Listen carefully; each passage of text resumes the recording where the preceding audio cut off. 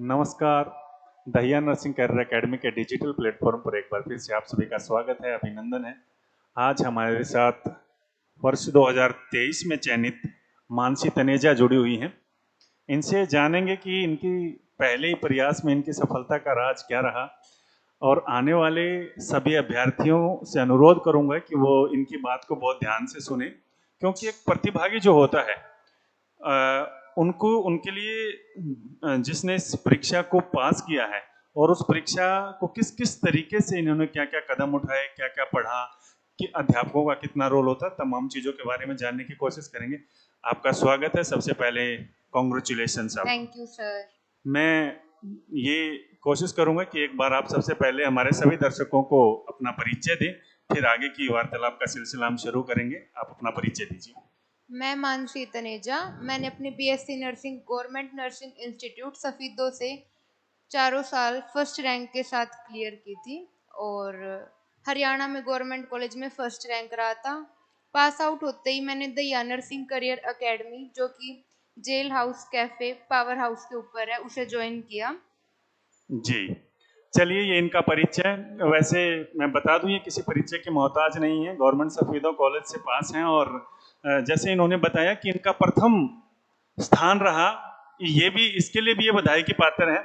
बहुत मैं अपने आप को गौरवान्वित महसूस कर रहा हूँ कि ऐसे होनहार छात्रों के साथ हमारा जुड़ाव है, जो हमें लगातार दिन दोगुनी और रात चौगुनी उन्नति दे रहे हैं। पुनः मैं इनके स्वर्णीय भविष्य की कामना करते हुए इसी सिलसिले को आगे बढ़ाता हूँ। मानसी जी, कैसा महसूस कर रहे हैं?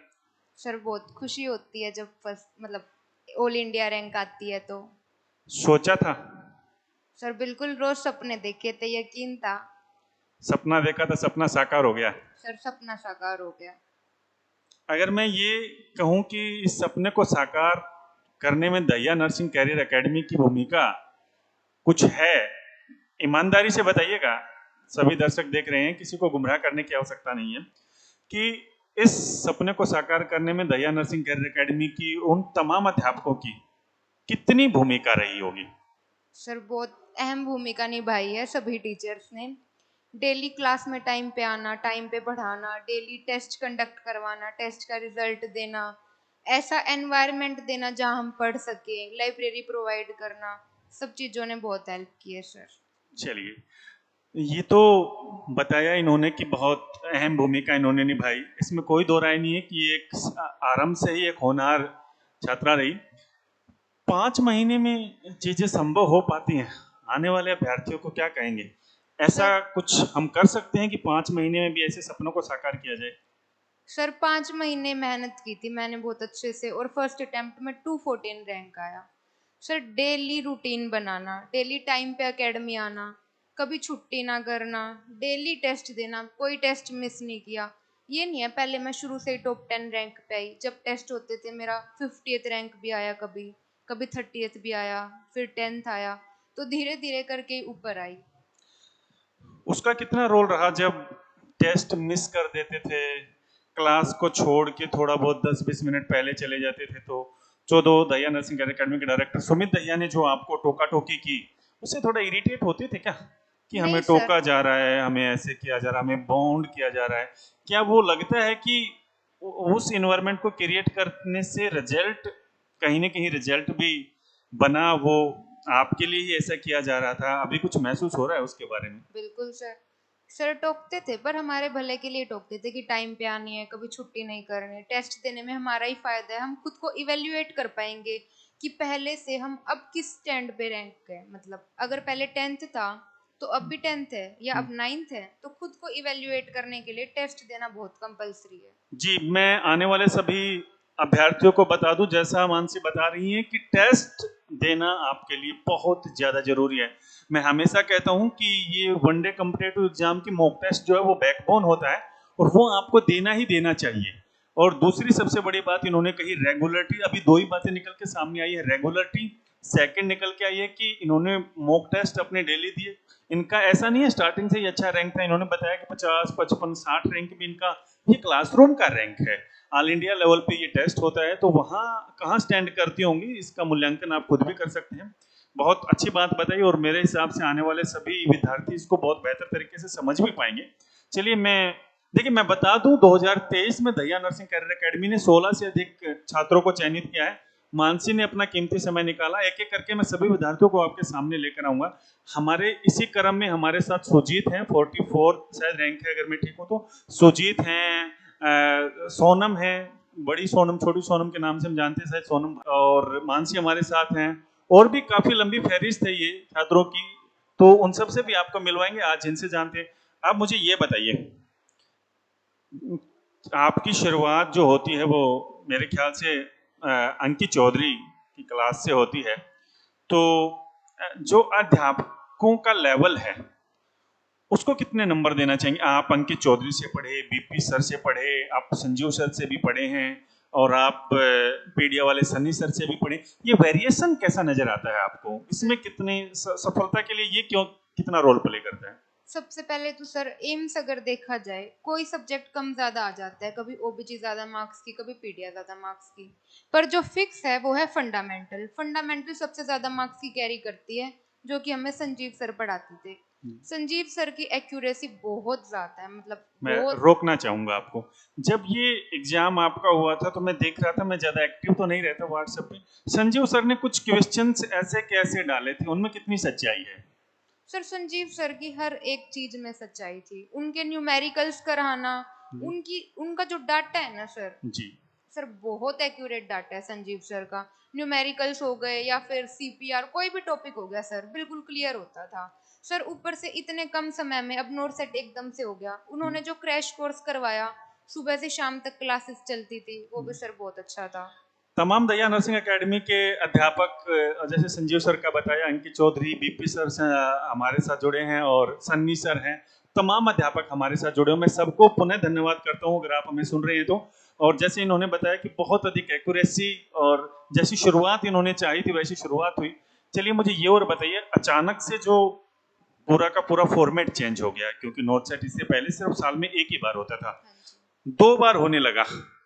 उस पूरे सिस्टम को जब दया नर्सिंग कैरियर एकेडमी ने डिजाइन किया कि टाइमली सिलेबस नहीं हो पाएगा जिस तरीके से हम चल रहे हैं, क्योंकि लोग अप्रैल में भी बैच अनाउंस कर रहे थे, ने ऐसा कुछ नहीं किया, तो जो वो सिलेबस आपका हुआ, जो कंप्लीट सिलेबस हुआ, वो अलग बात है कि शाम के 8-8 9-9 बजे तक क्लासें रही, लेकिन वो एक मजबूरी भी थी हमारी, क्योंकि तय समय सीमा में काम करवाना था। तो उसका कितना रोल आप मानते हैं? वो सिलेबस अच्छे से हुआ? बहुत सी संस्थाओं का वो सिलेबस ही नहीं हुआ, मुझे सुनने में आता है, बच्चों से बात करते हैं तो उसका कितना रोल रहा? सर सबसे ज्यादा प्रॉफिट तभी होता है जब आपका सिलेबस कंप्लीट हो। हम जिस पेज से चल रहे थे, हर एक एकेडमी इस पेज से चल रही थी कि सितंबर में पेपर होगा, पर सडनली नोटिस आया कि 3 जून को पेपर है। उस अकॉर्डिंग हमारी एकेडमी ने सारा शेड्यूल दोबारा से तैयार किया, और कम समय में ऐसा क्वालिटी कंटेंट प्रोवाइड किया, ऐसा क्रैश कोर्स करवाया कि फर्स्ट अटेम्प्ट में मेरी 214 रैंक बनी जनरल चलिए देखिए, कैटेगरी मैं में। इसका पूरा श्रेय दया नर्सिंग एकेडमी के डायरेक्टर सुमित दया को देना चाहूंगा, जिन्होंने व्यवस्थित तरीके से और एक तय समय सीमा में, जो बहुत जल्द हो गया था, उसमें तमाम अध्यापकों के साथ संपर्क करके उसे पूरा करवाया, और उसी का परिणाम है कि आज हमारे पास 16 से अधिक छात्र चयनित हो रहे हैं, और सबका बहुत बेहतरीन रैंक रहा। मेरा ये मानना है कि नियमित अभ्यास और एक स्ट्रेटजी। अब हम 3 बिंदुओं पर बात कर लेते हैं। हाँ जी। अब हम 3 पॉइंट्स पे बात कर लेते हैं। वो तीनों पॉइंटों को आपने परसेंटेज में नंबर देने और उनको बताना है कि 10 में से कितना है। इन्वायरमेंट। 10 on 10। इन्वायरमेंट आपको लगता है कि यहाँ कोई भी लड़की है, बॉयज है, क्या वो हर एक तरीके से सेफ है? Too good to be true, 10 on 10 sir, बहुत सेफ चलिए, है। हम ये कह सकते हैं कि ये शब्द अगर हम किसी बच्चे को, किसी पेरेंट्स को अगर ये कहें कि वो, हम कहते हैं बच्चा बोल देना, तो भी उसके चेहरे पर एक अजीब सी घबराहट होती है जब वो ऐसी चीजें बोले। तो चलिए, इन्वायरमेंट के बारे में बताया, बहुत खुशी महसूस होती है, हम भी उसी का हिस्सा हैं। 10 में से 10 आपने कहा। टीचर्स का जो शेड्यूल था, वो उसने कभी निराश किया आपको कि 7 डे की छुट्टी डाल दी, 5 दिन की डाल दी, टेस्ट बोला तो टेस्ट लिया नहीं, टेस्ट ले लिया तो रिजल्ट नहीं दिया? वो उसका क्या है, उसमें उसमें कितना हमने आपको कोऑपरेट किया? Sir time to time test होते थे, कभी कोई क्लास मिस नहीं हुई है। मुश्किल से शायद हम ही तरफ जाते थे छुट्टी मिल जाए, पर नहीं, बहुत अच्छा चलिए शेड्यूल था। जी, इसके मुझे लिए भी 10 इससे ऑन तो 10। मुझे भी वो बात याद आती है पूर्णिमा की कि अब हर दीपावली हर त्योहार तभी मनाएंगे जब सिलेक्शंस लेंगे। बिल्कुल और सर। बिल्कुल सही। अब एनवायरनमेंट की हमने बात की, अब शेड्यूल की हमने बात की, अब हम ये जानना चाह रहे हैं, मुझे तो उससे थोड़ा अलग कर दीजिएगा, सुमित सर को मैं सामने रख के, क्या फीस को लेके भी कुछ प्रेशर बनाए जाते हैं या टोका टोकी होती है, या फिर ये कहिए कि सिर्फ फीस को ही प्रायोरिटी दी जाती है, बाकी ऐसा कुछ नहीं है? देखो, पैसे के बिना भी कुछ नहीं है, लेकिन पैसा ही सब कुछ है ऐसा भी नहीं है। दोनों बिंदुओं को ध्यान में रख के अगर काम करें तो उसको आप क्या कहना चाहेंगे? सर मैं खुद का एक्सपीरियंस बताती हूँ। मैं यहाँ पे पहली बार डेमो लेने आई, मुझे नहीं पता कहाँ कितना डेमो मिलता है, पर मुझे मेरी एकेडमी पे एक हफ्ते तो मैंने डेमो लिया। मैंने 3 टीचर का पढ़ के देखा कैसा पढ़ाते हैं, जी जी। तब जाके श्योर होके मैंने फीस पे और की जहां थी। तक मेरा अपना आइडिया है कि सुमित सर ने आपको ये भी कहा था कि अगर आपको लगे कि कोई अध्यापक से आप संतुष्ट नहीं है तो हम रिफंड की स्थिति में भी आपके साथ या आपके साथ खड़े हाँ रहेंगे। जी सर। चलिए, अब वैसे तो नहीं चाहिए ऐसी डिबेट में कि हम बात करें कि जैसे तमाम अध्यापकों का अपना अपना कंट्रीब्यूशन रहा आपकी सफलता में, और बिना किसी गुरु के ज्ञान नहीं है, ये भी सत्य है। और आप जब एग्जाम देने बैठे थे, मैं खासकर आने वाले अभ्यर्थियों से ये चीज करा, जब बैठे थे तो मन में कुछ था कि देखेंगे हो जाएगा कि नहीं होगा या कुछ ऐसा? सर इस बार पेपर काफी लेंथी आया हुआ था, तो उस हिसाब से लगा कि टाइम कम है, जी। उसलिए थोड़ा एक क्वेश्चन मार्क डाउट आ रहा था, नहीं अगले पेपर की तैयारी कर। पर जी। एक्यूरेसी जितनी थी उसके अकॉर्डिंग मैं श्योर थी कि हाँ हो जाएगा। चलिए, टाइम मतलब आप अपने तय समय सीमा में मॉक टेस्ट लगाएं ताकि टाइम आपको पता लगे कि आप कितना टाइम इसमें ले रहे बिल्कुल हैं। सर। चलिए, अब ये और बता दीजिए कि हमें कि जो जो साल में 2 बार होने लगा है, आने वाले तमाम अभ्यर्थियों को 3 चीजें रख रहा हूं सामने, सबको सभी जरूरी है, कौन सी ज्यादा जरूरी है वो और बता दीजिए, और आपने क्या किया। नंबर 1 पे आते हैं अध्यापकों के नोट्स, सेकंड नंबर पे आते हैं मॉक टेस्ट, और तीसरे नंबर पर आती है आपकी खुद की टेस्ट, खुद की सेल्फ स्टडी। कौन सी ज्यादा प्रभावी होती है कि, या क्रम क्या होना चाहिए इन चीजों को करने का, क्या क्रम होना चाहिए इन चीजों का करने का? सर सबसे पहले तो पंचुअलिटी होनी चाहिए। रेगुलरिटी। आज मैं मुझे बुखार है, मैं बीमार हूँ, नहीं, चाहे चलिए बुखार है चाहे बीमार हूँ, दर्द भूल के रोज पढ़ाई दो, जी डेली टाइम दो डेली। अगर हाँ 6 महीने में क्लियर करना है ना आपको टेस्ट, जी। तो daily 14 hours, minimum Okay. 14 hours पढ़ो। ये आपकी पंचुअलिटी में आ गया फर्स्ट पॉइंट। जी दूसरा है कि डेली रूटीन बनाओ। ये नहीं ऑनलाइन कोचिंग ठीक है बच्चे लेते हैं, पर मेरा मानना यही है ऑफलाइन आओ, क्योंकि ऑफलाइन जो हम सुनते हैं, हम देखते हैं कोई बच्चा क्या जवाब दे रहा है, हम याद रखते हैं। दूसरा, ऑफलाइन क्लास प्रेफर करती हूँ।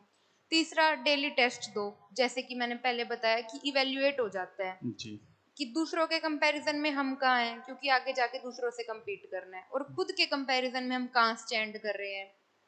और तीसरा, हाँ रेगुलर टेस्ट देने चाहिए। और जो टीचर बोले, जैसे कि मैं एग्जांपल देना चाहूंगी, अक्षय पाल सर ने बताया था हमें, क्वेश्चन सॉल्व करो, उनका पैटर्न कैसे सॉल्व करना है, जो नहीं आ रहा मार्क कर लो, ताकि रिवाइज करते टाइम आगे फायदा रहे। देखिए, मानसी ने बताया regularity is the success of की, कि अगर आप पंचुअलिटी और रेगुलरिटी बनाए रखेंगे तो सक्सेस आपको मिलेगी। बिल्कुल ये बात सही है, मैं सहमत भी हूँ इस चीज़ से। उसके बाद बताया कि आप डेली अपना एक रूटीन सेट रखिए कि 13 से 14 घंटे आपको काम करना ही करना है। उसके बाद आप सेट रखिए कि आपको टेस्ट लगाना है। और तो उसके बाद एक चीज़ इन्होंने बताई कि जो टीचर का दिया हुआ कंटेंट है वो कोई 1-2 दिन का कंटेंट नहीं है, वो उनकी वर्षों की तपस्या है, वो उनका एक अनुभव है, वो उसको सिमेट कर वो आप लोगों को देते हैं। उसका ज्यादा से ज्यादा लाभ उठाइए और वो मैक्सिमम से मैक्सिमम आपके इसमें आता है। तो टीचर्स के नोट्स में कितनी हेल्प की आपकी? सर नोट्स ये लगा लो, मैंने 4 से 5 बार तो सिर्फ नोट्स तो सर टिप्स पे होने चाहिए, क्योंकि टीचर्स बेसिक क्लियर कराएंगे आपका। जी अगर आप वो बेसिक याद नहीं करोगे तो कोई फायदा नहीं है। अगर मान लो आप नोट्स नहीं पढ़ रहे, सीधा बुक उठा ली, उस बुक से आपको उसी क्वेश्चन का आंसर मिलेगा, लेकिन अगर आपके नोट्स क्लियर होंगे तो उन क्वेश्चन को आप खुद ही सॉल्व कर लोगे। आप ये कहना चाह रहे हैं कि अगर आपको चीज के बारे में चीज को खोलना आता है तो एमसीक्यू दूर नहीं है आपसे, आप उसको हल कर लोगे, उसका हाँ उसका जी। समाधान निकाल लोगे। तो नोट्स बहुत इंपॉर्टेंट है सर। नोट्स आने वाले अभ्यर्थी ध्यान रखें, रेगुलरिटी, नोट्स और जो कंटेंट जो टीचर देता है वो उनकी बैकबोन होता है, उसमें बहुत कुछ होता है, लेकिन वो आप एग्जाम के बाद समझें तब कोई फायदा नहीं है। आप एग्जाम से पहले इस चीज को समझ लें तो बहुत ज्यादा है। एक और बहुत बड़ा रोल होता है नेगेटिव मार्किंग, आपका सर क्या मानना है? अब तो सर वो रूल भी आ गया, 33% नेगेटिव करे तो आप डिस्क्वालीफाई। सर सबसे ज्यादा यही होता है, कुछ बच्चे ज्यादा से ज्यादा अटेम्प्ट करते हैं। मेरे अटेम्प्ट कम रहे थे पर मेरी एक्यूरेसी शुरू से ही ज्यादा रही है। जो यहाँ पर टेस्ट होते हैं दहिया नर्सिंग करियर एकेडमी पे, उस पे जो रिजल्ट आता है वो एक्यूरेसी के अकॉर्डिंग भी आता है कि किसकी 70% एक्यूरेसी रही, किसकी 80% एक्यूरेसी रही। तो और बच्चों के कंपैरिजन में रैंक अगर मेरा 10th भी आता हो तो एक्यूरेसी मेरी मैक्सिमम रही है हमेशा, और एक मेरा सिलेक्शन एक्यूरेसी की वजह से ही हुआ है। एक बात और मैं जानना चाह रहा हूँ आपसे। हाँ जी। OMR बेस्ड टेस्ट हम लेते हैं हाँ जी लेते हैं। और मुझे नहीं पता कि आप हमारे एक मेगा टेस्ट का हिस्सा बनी थी कि नहीं बनी थी। अभी तक हम 4-5 मेगा टेस्ट ले चुके हैं। उस मेगा टेस्ट में जो जो स्टूडेंट्स के रैंक आए हैं उसमें कितनी पारदर्शिता आप मानते हैं, कितनी ईमानदारी से हमने उस मॉक टेस्ट को कंडक्ट कराया होगा कि जैसे आपने परिणाम उसके देखे हैं, उसमें जो बच्चे फर्स्ट सेकंड आए हैं, जिनका रैंक आया है, कैसे देखते हैं आप उसको और वो कितना बेनिफिशियल हो सकता है आने वाले अभ्यर्थी के लिए? क्योंकि जब स्टार्टिंग में आते हैं तो अपना, जैसे आपने कहा कि वो खुद का मूल्यांकन कर लेते हैं, फिर पता चल जाता है कि भी कहाँ स्टैंड कर रहे हैं, कितनी मेहनत की जरूरत है। आप 100 में भागोगे और 10 में भागोगे तो पता चलता नहीं है कि आप कहाँ खड़े हैं। तो वो जो मॉक टेस्ट है उसको देने आना चाहिए। और वो, हाँ, क्योंकि उस मॉक टेस्ट से ये तो नहीं हो जाता कि दया नर्सिंग एकेडमी में ही आपको एडमिशन लेना है। वो एक अवसर है खुद को जानने का, खुद का मूल्यांकन करने का। आप कैसे देखते हैं उसको? सर मैं पहले ये बताना चाहूंगी कि दया नर्सिंग करियर एकेडमी पे हर महीने टेस्ट होता है जो वो पूरे सिलेबस का होता है।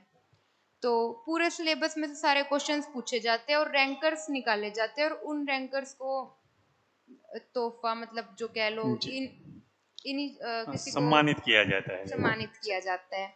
तो सर अगर मान लो मैंने पहला टेस्ट दिया था यहाँ पे, जी। ये देखा कि हाँ ये 3 रैंक, ये फर्स्ट सेकंड थर्ड अगर ये आया है तो मैं क्यों नहीं, तो मैंने अगले टेस्ट में इतनी मेहनत कर दी थी, मेरा 9th रैंक आ गया था। खुद की कमजोरी को ही अपना हथियार बना लिया आपने, ये कहना चाह रहे हैं? मुझे जिद थी कि अच्छा अब ये 3 फर्स्ट सेकंड थर्ड आए हैं, अगली बारी मेरी है। चलिए, बहुत अच्छी बात कही। इन्होंने कहा कि अपने से आगे जो अभ्यर्थी हैं उन्हें आप अपना प्रतिद्वंदी समझें, अपना विरोधी ना समझें। वो आप उनकी मदद से ही आप खुद में इंप्रूवमेंट कर रही हैं। ये चीजें बहुत ज्यादा जरूरी हो जाती हैं। ये पॉलिटिक्स में भी आप लोग देखते होंगे, पक्ष और विपक्ष दोनों होते हैं, लेकिन आपको सतर और सम्मान जो है दोनों का बराबर बनाए रखना चाहिए। सिर्फ ये ध्यान रखें कि इनसे आगे निकलने के लिए किन किन माध्यमों की आपको जरूरत पड़ेगी।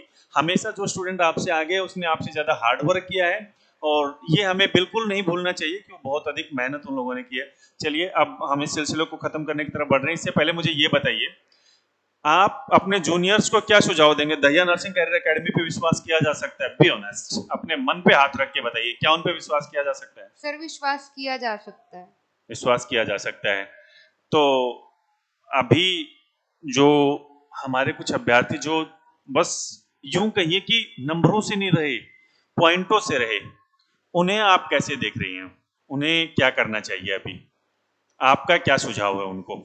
सर अगला नोर सेट बहुत पास है, उसकी तैयारी करनी चाहिए। उसकी तैयारी और करनी जहाँ चाहिए। कमी रह गई, सबको अपनी कमी पता होती है, मेरा कौन सा सब्जेक्ट वीक है और कौन सा स्ट्रॉन्ग है, तो वीक सब्जेक्ट पे वीक पॉइंट पे काम करना चाहिए। तो आप ये कहना चाह रही हैं कि अभी हर परिस्थिति में आगे बढ़ना चाहिए, पीछे मुड़ने जैसा कोई ऑप्शंस नहीं है? बिल्कुल भी नहीं अब सर। मान लिया तो मान लिया, मुश्किल है तो क्या, ठान लिया तो ठान लिया। तो यही परिस्थितियां होनी चाहिए। आपने भी, मैं हमेशा जब भी देखता था, बहुत शालीनता से, बहुत अनुशासन में रहकर और मर्यादा में रहकर जो तैयारी आपने की, उसका फल तो आपके सामने है ही है। और आज आप तमाम आने वाले अभ्यर्थियों को भी सुझाव दे रही हैं, ये भी बहुत अच्छी बात है। इससे पहले वाले बैच में भी हमारे दिल्ली उसमें 10 स्टूडेंट चयनित हैं। कॉन्ग्रेचुलेशन। उन्हें क्या कहना चाहेंगे कि हम जल्द आ रहे हैं क्या? हाँ जी हमारे। दया नर्सिंग कैरियर एकेडमी की तरफ से ये तोहफा लेके आ रही हैं आपके पास, और इन्हें भी बधाई देते हैं, आपको फिर पुनः बधाई देते हैं कि आप लोगों ने शुरुआत की। हम आपसे दावा करते हैं हम इस सिलसिले को रुकने नहीं देंगे, हम हर संभव प्रयास करेंगे। अब मैं ये जानना चाह रहा हूँ कि मीडियम जो मिडिल क्लास फैमिली से भी जो लोअर क्लास का बच्चा है उसके सामने कोई फीस स्ट्रक्चर जैसी बहुत बड़ी समस्या ना आए, तो क्या वो दया नर्सिंग कैरियर एकेडमी को एक ऑप्शन के तौर पे देख सकता है कि एक बार जरूर आए? बिल्कुल सर, यहाँ पे ये नहीं है फीस अभी दो जिद है, नहीं सर, एडजस्ट भी कर लेते हैं। अगर कोई मिडिल क्लास फैमिली से है, आओ सुमित सर से बात करो, एडजस्ट करेंगे और सर फीस कम भी कर देते हैं। और आप महीने 2 महीने 3 महीने बाद दे दो, कोई इश्यूज नहीं है यहाँ पे। चलिए, ये तो हम इसी क्रम को इसी तरीके से जारी रखेंगे। आज हमारे साथ मानुषी तनेजा थी, AIR 214। बहुत पुनः मैं कह रहा हूँ, बहुत गौरवान्वित महसूस कर रही है। ये सिलसिला इन्हीं से शुरू हुआ। इसके बाद मैंने बताया लंबी फहरिस्त है हमारे पास कि 15-16 जितने भी विद्यार्थी हैं सभी से कोशिश करेंगे समय समय पर बात करने की, उनसे भी उनके अनुभव जानेंगे। इनके अनुभवों से मेरे हिसाब से निष्कर्ष निकलकर सामने आया कि सभी का एक अपना योगदान होता है, मैनेजमेंट का भी अपना योगदान होता है, अध्यापकों का भी योगदान होता है, इन्वायरमेंट का भी अपना योगदान होता है। क्योंकि अगर अच्छी पढ़ाई है, इन्वायरमेंट अच्छा नहीं है, तो मे भी उसका भी कोई बेनिफिट आपको नहीं मिलेगा। तो ये चीज भी निकलकर सामने आई। रेगुलरिटी निकल के आई कि रेगुलरिटी आपको करना चाहिए। एक निकल कर आई कि जो कैंडिडेट आपसे आगे हैं, आप उनको ये इस तरीके से देखें कि आप इनसे आगे कब निकलोगे और कितनी मेहनत करोगे। बताया 13 से 14 घंटे की रेगुलरिटी। और इंडिया के अंदर ऐसे 1% भी स्टूडेंट नहीं है जो पहले ही अटेम्प्ट में गवर्नमेंट जॉब पा लेते हैं। वो सपना इनका साकार हुआ है। और एक बार फिर से मैं इन्हें पुनः बधाई देता हूँ। तमाम अध्यापकों को बधाई देता हूँ जिन्होंने इसके सिलेक्शंस में अपनी भागीदारी सुनिश्चित की। और दया नर्सिंग कैरियर एकेडमी के डायरेक्टर को सुमित दहिया को भी मैं बधाई देता हूँ। उन तमाम छात्रों को बधाई देता हूँ जिन्होंने आपस में मिलजुल कर ये सहयोग किया। और 2023 में चयनित दया नर्सिंग कैरियर एकेडमी के तमाम स्टूडेंटों को भी बधाई देता हूँ। आपको भी पुनः बधाई देता हूँ। अंतिम बताइए कि दया नर्सिंग एकेडमी में जुड़ना आपके लिए कैसा सौदा रहा? फायदे का सौदा रहा है, घाटे का सौदा रहा? बहुत फायदे का सौदा, बहुत फायदे का सौदा रहा। चलिए, बहुत खुशी हुई आपसे ये सुनकर। आपसे जुड़ने के लिए, हमसे जुड़ने के लिए बहुत बहुत धन्यवाद। Thank you, thanks a lot. Thank you sir. Thank you. Like share और सब्सक्राइब जरूर करें भाई।